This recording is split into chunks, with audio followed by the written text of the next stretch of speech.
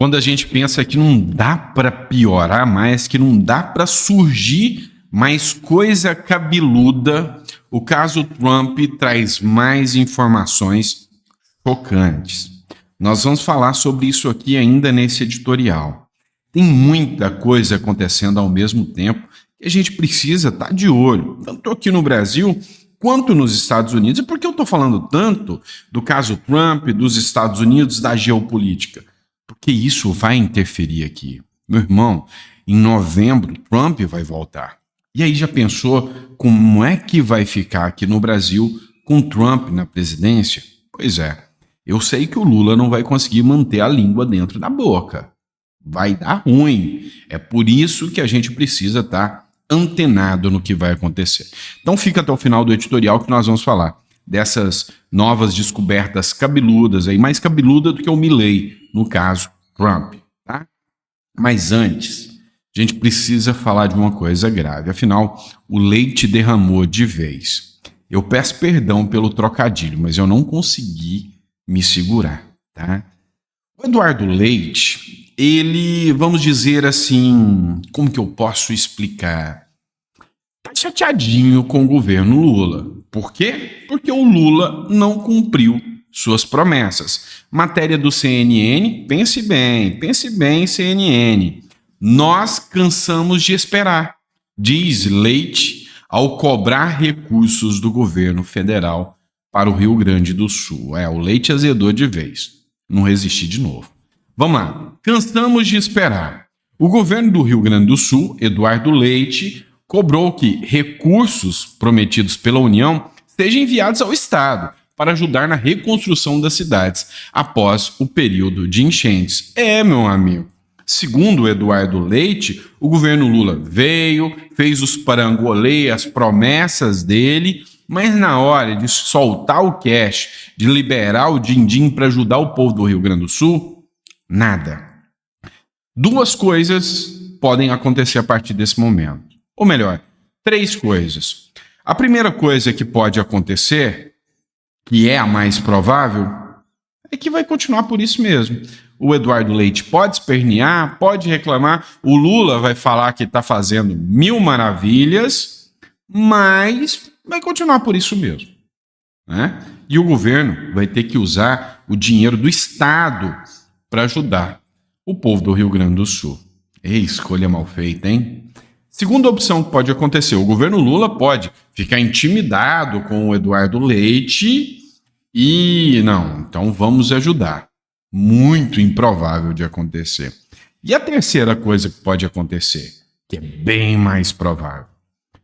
O Paulo Pimenta, que é o cara responsável pela reconstrução do Rio Grande do Sul, falar que o Eduardo Leite está espalhando fake news ao dizer que o governo Lula não salvou a humanidade e não salvou o povo do Rio Grande do Sul. Mandar investigar o Eduardo Leite e falar em nota no Jornal Nacional que todo mundo do Rio Grande do Sul já ganhou uma mansão e alimento para o resto da vida, com base no governo Lula, e que a fome acabou no Rio Grande do Sul e que todos vivem melhor do que os Estados Unidos. Qual que você acha que vai dar certo, né? Então, assim, eu fui irônico pra caramba. É porque desde o início eu já sabia, né, que essa história, essa firula, vamos reconstruir o Rio Grande do Sul, era só história, só firula, tá? Só firula. Vem o Eduardo Leite, que é o governador do estado, ou vão dizer que ele está mentindo, declarando que o Rio Grande do Sul não está tendo ajuda do governo federal, como deveria. Vai investigá-lo por fake news ou vai reconhecer que o que ele está dizendo é verdade? Vamos lá. O Estadão fez uma divulgação interessante até. O Estadão disse que o Lula informou quem é que é a mentora por detrás do Lula. O porquê que o nosso Brasil está tão maravilhoso desde que o Lula assumiu. É aquela moça que diz que a taxação para as empresas é para as empresas e não para o povo. É aquela moça que fica deslumbrada quando vai numa viagem para fora do país. O Lula falou que a mentora do governo, quem manda na bagaça toda, é a Janja Lula da Silva, primeira-dama. O Lula diz que a Janja é uma das pessoas que ele mais ouve e com quem discute política e economia. Tá explicado, então, por que a gente tá indo nesse rumo, gente. Mestre em economia, expert em economia, é ela que dá todas as regras da economia brasileira. Deve ser por isso que o Brasil tá indo tão bem mal, né? Vamos lá, vamos falar agora do Estadão. O Estadão, ele ultimamente não anda muito fã do Lula, mas ele odeia muito mais o Bolsonaro. E aí o caso da BIM paralela ainda está dando pauta para a notícia, né? Afinal, o Brasil não está com dengue em absurdo, gente morrendo. Afinal, o Brasil não está indo mal das pernas, investimentos saindo, nada disso está acontecendo no Brasil. É muito mais grave a questão do Bolsonaro e da BIM paralela, né? Aí eu trago uma matéria do Estadão para você. É espantosa a naturalidade com que Bolsonaro mobilizou órgãos públicos para livrar o seu primogênito do alcance da justiça. O ex-presidente agiu como se fosse o dono do Estado. Então, assim, é impressionante como o Bolsonaro, naquela reunião ministerial, usou aquilo para defender o seu primogênito, o Flávio Bolsonaro, dizendo que, olha, eu não estou aqui para favorecer ninguém, não, só para deixar claro. Tá? Mas assim, eu não sou passapanista, vocês sabem disso.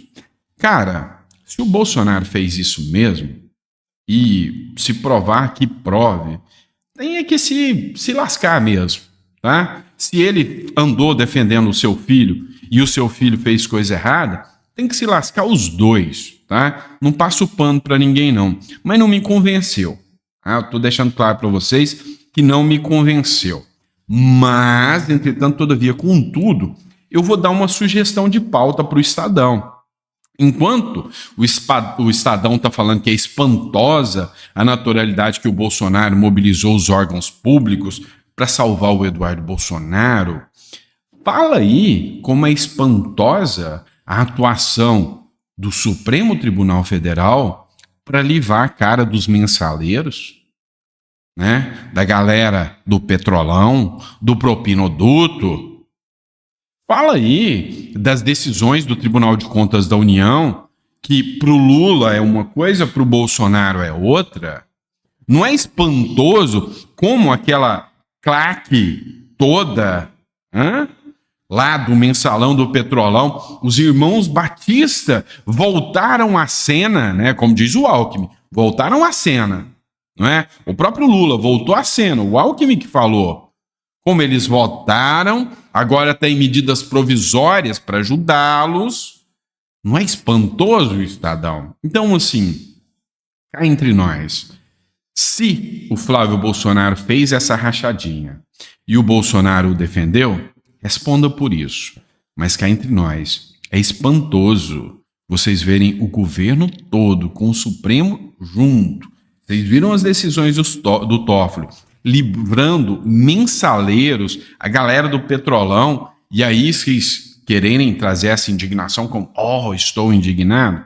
Então é o seguinte, busquem provas, mostrem, né, mas provas contundentes, mostrem, né, todas as provas, peguem todos. O Flávio Bolsonaro fez rachadinha, ferro nele.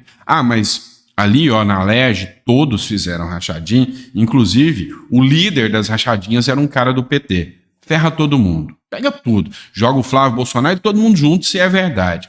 Agora, se não é verdade, perseguir um só fica feio demais, né? Então essa matéria do Estadão, não me convenceu mesmo, tá? E enfim, partindo para outra matéria. Já viajou de avião esse ano? Você já deu uma volta de avião, foi curtir uma viagem de avião internacional ou alguma coisa nesse ano? Se não, saiba que você pode até não ter curtido, mas já pagou. O número de viagens realizadas pelas autoridades em jatinhos da FAB bateu recorde. O Lula é um governo de recordes, né? O número de viagens realizadas por autoridade do governo do presidente Luiz Inácio Lula da Silva e os presidentes de outros poderes em jatinhos da FAB atingiu o recorde para um único mês. O site Diário do Poder divulgou a informação nesta terça-feira. De acordo com dados da FAB, a corporação registrou 271 viagens só em junho. Em maio, esse número foi de 85 voos. Até o momento, o total de viagens em 2024 já ultrapassou 930 viagens, né? E aí, né, assim, a gente vê essa situação e aí você espera para ver em julho, né, que é mês de férias, a quantidade de pessoas que se beneficiaram disso aí, tá? Ó, pessoal, vamos lá. Eu preciso trazer para vocês aqui, sabe, uma coisa assim, chocante mesmo. Foi o Leandro Ruschel que fez a publicação, o Ruschel, acho que é assim que fala. Ele publicou o seguinte, ó, novos detalhes chocantes emergem sobre o atentado contra o Donald Trump. E aí, meu amigo, é cada coisa cabeluda, mas pensa em coisa cabeluda mesmo. Então eu vou colocar aqui o vídeo e vou comentando com vocês aqui, porque aquilo que a gente já esperava que era absurdo do serviço secreto norte-americano é pior ainda do que você imaginava. Acompanhe aqui comigo. Começam a emergir novos detalhes sobre o atentado contra a vida de Trump no final de semana. O atentado que custou a vida de uma pessoa que estava na plateia e feriu gravemente outras duas. Trump foi levemente ferido, um tiro que passou de raspão na sua orelha. E essas novas revelações são chocantes, porque demonstram uma falha catastrófica mais grotesca do que ficou evidente logo após o fato. O Canal 11, lá de Butler, na Pensilvânia, onde aconteceu o atentado, revelou que o atirador foi identificado, foi visto muito antes do comício do evento. E meia hora antes, ele foi visto em cima do telhado com equipamento para medir a distância até o palco, ao ponto que um dos snipers que lá estavam ter tirado uma foto do sujeito. E nada foi feito. Havia atiradores da... Peraí, vocês entenderam que tinha um sniper do serviço de inteligência, muito tempo antes, ele chegou a tirar uma foto do sujeito que estava lá e ficou por isso mesmo. Ou seja, o serviço de inteligência sabia que o cara estava lá e não fez nothing. Nada. Cara, é insano demais. Polícia, das forças especiais do condado, dentro daquele prédio em que o atirador estava no teto. E, inclusive, a NBC também relata que a polícia local avisou o serviço secreto sobre a ameaça e nada foi feito. O que é um absurdo, porque os protocolos deixam claro que no primeiro sinal de ameaça, ou o evento deve ser cancelado, ou se o presidente ou o ex-presidente já estiver no palco, ele deve ser imediatamente retirado. E nada disso aconteceu. Nós passamos muito próximos de um verdadeiro desastre que seria o assassinato de Donald Trump, não só para os Estados Unidos, para o mundo. É difícil até de imaginar o colapso que isso provocaria. E tá rolando aí na internet uma animação que deixa muito claro o quanto passou perto. Só um verdadeiro milagre impediu esse assassinato. Vejo aí que Trump estava na mira de tiro e ele mexe a cabeça em milésimos de segundo, e isso impede que as balas, atinjam o seu crânio. É simplesmente impressionante. Mas por que é muito importante investigar o que aconteceu de fato? Porque se de alguma forma houver o comprometimento do serviço secreto, o Trump ainda corre risco de vida. E agora em que fica evidente a sua vantagem nas eleições, nós temos ainda muito tempo até as eleições, mais uma vez algo pode ser tentado. O Comitê de Justiça lá da Câmara dos Deputados nos Estados Unidos já mandou, um ofício abriu uma investigação sobre os motivos que produziram essa falha monumental. A diretora do serviço secreto disse que não vai renunciar e veio ontem com uma explicação esdrúxula de por que não havia snipers do serviço secreto em cima daquela edificação que foi utilizada pelo atirador. Ela disse que havia um telhado íngreme, um telhado em V íngreme, então isso colocava os agentes em risco, um telhado com uma inclinação.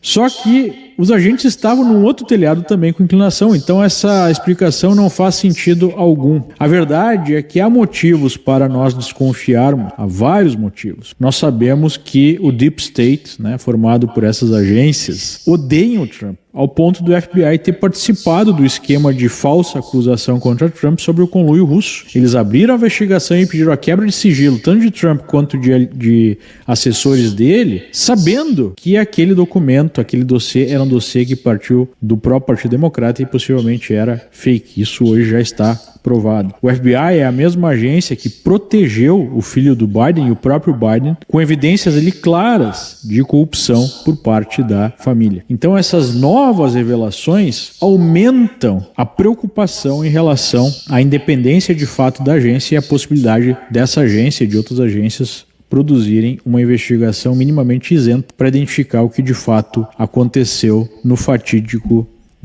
13 de julho, sábado, que por pouco não provoca um terremoto político nos Estados Unidos. Vem cá, você tem noção do que seria o resultado Trump morto por causa de um atentado? A alta do dólar, sabe, a culpa que seria colocada em outros países, como já tentaram enfiar essa culpa no Irã, e o Irã já gritou, não foi eu não tenho nada a ver com isso. Sabe, então são tantas coisas que implicariam uma possível morte do Donald Trump, sabe, que assusta, tá?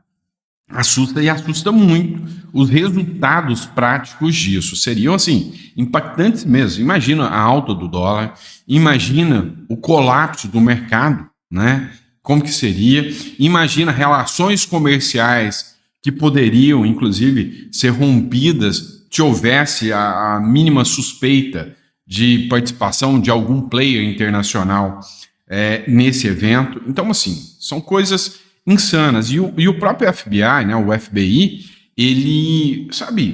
ele deu uma resposta rápida, típica de um estagiário.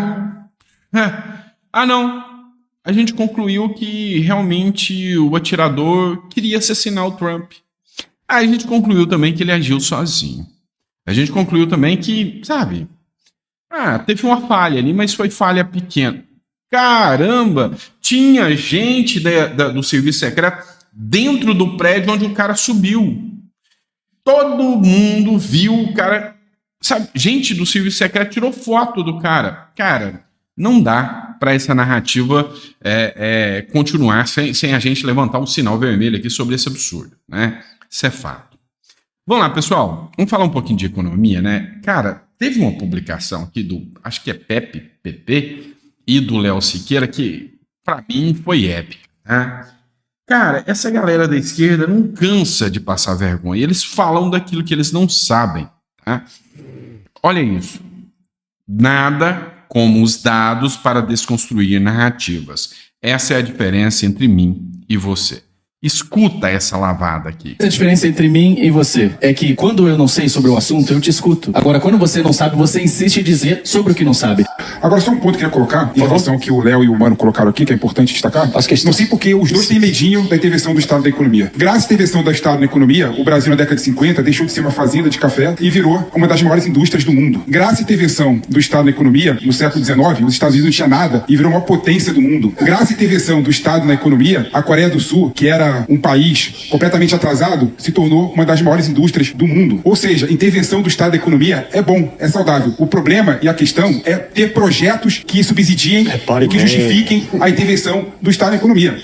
Essa é a diferença entre mim e você. É que quando eu não sei sobre o assunto, eu te escuto. Agora, quando você não sabe, você insiste em dizer sobre o que não sabe. Então, primeira coisa, refute. Qual é o problema do Brasil? A gente paga imposto de país de primeiro mundo e tem serviços de país de terceiro mundo. Agora, complexidade tributária tem custo. O Brasil seria 5% mais produtivo, ou seja, poderia produzir 5% do PIB se a gente não tivesse regras diferentes. Você mesmo falou que Brasília é um balcão de negócio. Então você pega o Brasil, o BNDES, fala assim, eu vou construir campeãs nacionais. Olha, no discurso é muito bom. O que acontece? Você dá subsídio para uma empresa A, para uma empresa B, que não precisa, que é só para quem está perto do amigo do rei. Então, complexidade tributária tem custo. A gente seria mais produtivo se a gente tivesse uma regra simples. Não é porque eu gosto, não é porque eu acordei, é porque são os artigos e as evidências científicas que você diz que lê, mas não lê. Se você soubesse disso, eu não estaria falando essas bobeiras. Essa é a diferença. Tá. O que o Léo Siqueira escreveu aqui? Ele escreveu o seguinte, ó, quando não souber de algo, escute, mas quando for da sua área, se posicione. Deveria ser o comentário mais inteligente daqui, mas não foi. O comentário mais inteligente foi o do JP Coa. Eu já disse que se esse cara comprar um circo, o anão cresce, é só derrota. Cara, essa turma tá baseando a economia deles na Mariana Mazzucato, na teoria keynesiana de que é o Estado fomentador da economia. O Estado é improdutivo. O Estado só te ferra com mais imposto. Quem produz é a iniciativa privada. Eu vou te dar um exemplo. Posso te dar um exemplo sincero? Pega a sua cidade, certo? Pega a sua cidade. E aí na sua cidade tem uma empresa top, né?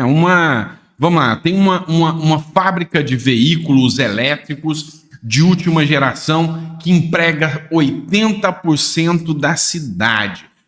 Top, mas top mesmo. E tem um excelente prefeito lá, né? Um excelente prefeito. Tem uma empresa top e um prefeito top. Ok. Tira o prefeito de lá. Vocês vão arrancar o prefeito, né? E aí deixa, sem ninguém interferindo na economia da cidade, só tira o prefeito. A cidade vai continuar andando por causa da fábrica top. Agora você vai fazer diferente. Tira a fábrica e deixa o prefeito.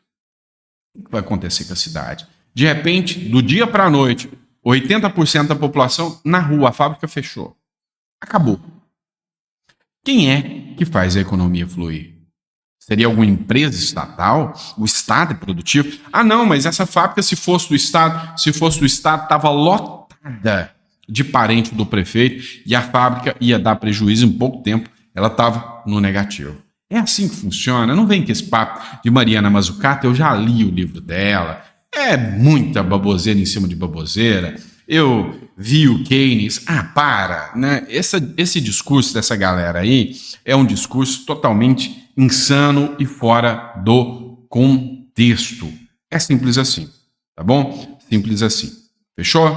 Pessoal, bateu 22 minutos, então para não ficar com um vídeo muito longo, a gente parte para o conteúdo aí dos próximos. Olha só, tanto de matéria que eu tinha separado, Deltan Dallagnol, eu tinha separado matéria aqui também sobre aposentados e previdência, eu tinha separado meme, tinha muita coisa aqui, mas o vídeo vai ficar longo, eu vou deixar para o próximo, tá? Então, 4 horas da tarde, você vem aqui para a gente bater um papo, tá? Conversar um pouquinho sobre o que está rolando na política ainda, e eu te espero lá. Obrigado pela confiança e, assim, cada dia que passa eu sinto, sabe, mais felicidade na credibilidade que vocês estão dando ao nosso trabalho. E, assim, para mim, cara, é insano saber que tantas pessoas gostam do nosso conteúdo, estão acompanhando, e é um cara que, sabe, eu qualquer hora eu vou gravar aqui para vocês tenham noção da falta de estrutura, porque eu estou estruturando agora que eu estou de volta ao Brasil, que eu vou montar o meu estúdio. Então, cara, só para vocês terem noção, esse é meu microfone que viajou comigo, esse é meu suporte de microfone, olha que coisa tecnológica, tá vendo? A câmera é a câmera do notebook, a luz, a iluminação, caiu, quebrou. Tá, é isso. Então, como que ideias têm tanto poder, né? E você pega aí, tem empresas, aqui é até bonitinho, tem empresas, então vou jogar no chão para a gente continuar aqui. Tem empresas que têm um aparato, tem uma tecnologia gigantesca, sabe? E não tem 1% ou 10% do impacto que a gente tem aqui.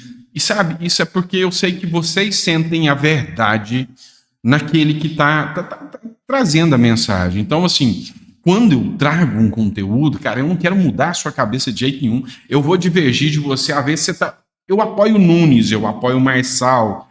Eu não gosto do Tarcísio, eu gosto do Tarcísio. Mas a gente pensa diferente, mas a gente tá na mesma sintonia. O rumo é o mesmo, é só o caminho que a gente, às vezes, pega um pouco diferente. Mas a verdade é que a gente sente essa sintonia. Então, quando eu venho aqui e falo as minhas abobrinhas aqui, eu não quero te mudar, eu não quero que você pense igual a mim, eu quero que você saiba. Ó, se você está no mesmo caminho, você não está caminhando sozinho. A gente acredita que essa bodega aqui pode dar certo, essa bodega chamada Brasil. Fechou? Obrigado. Fiquem com Deus e a gente volta daqui a pouquinho com mais um editorial. 4 horas. Estou aqui com vocês. Abraço. Inscreva-se aí, tá, pessoal? Abraço.